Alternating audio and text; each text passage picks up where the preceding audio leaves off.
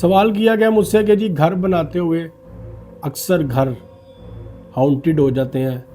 جن زدہ یا آسیب زدہ ہو جاتے ہیں اور ان کی تعمیر رک جاتی ہے، وہاں پہ مزدور کام کر رہے ہوں، مزدور گھر بنا رہے ہوں تو ان کو تھپڑ پڑتے ہیں،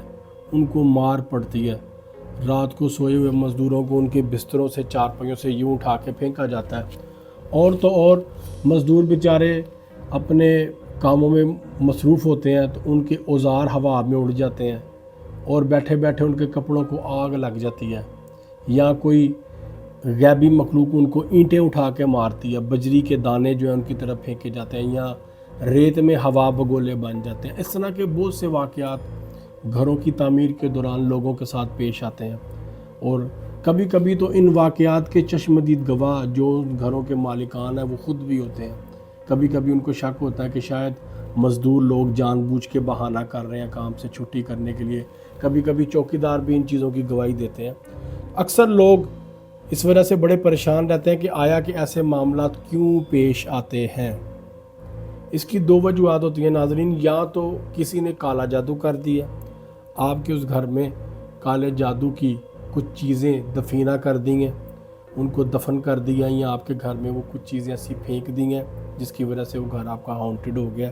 اب اس طرح کی حرکتیں جو ہیں وہ رشتہ دار یا جو لوگ آپ سے حسد کرتے ہیں وہ اپنے حسد کی آگ میں بھی اس طرح کے کام کرتے ہیں۔ کبھی کبھی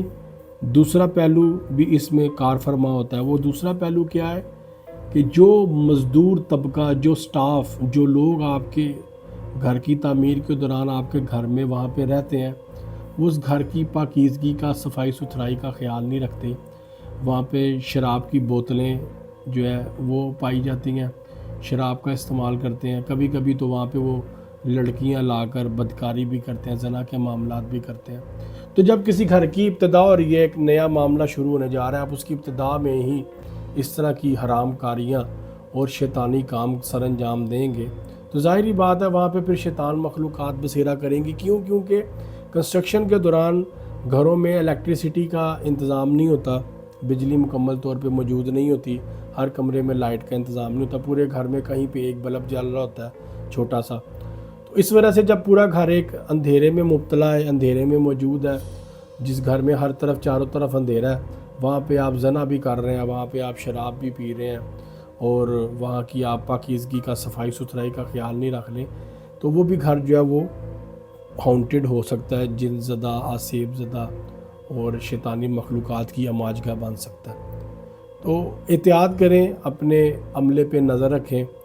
اور ان معاملات کی نگرانی کریں۔ انشاءاللہ تعالیٰ جو آپ کا گھر ہے وہ تعمیر کے دوران کسی بھی قسم کی اس طرح کی پریشانی اور اس طرح کے حالات سے محفوظ رہے گا۔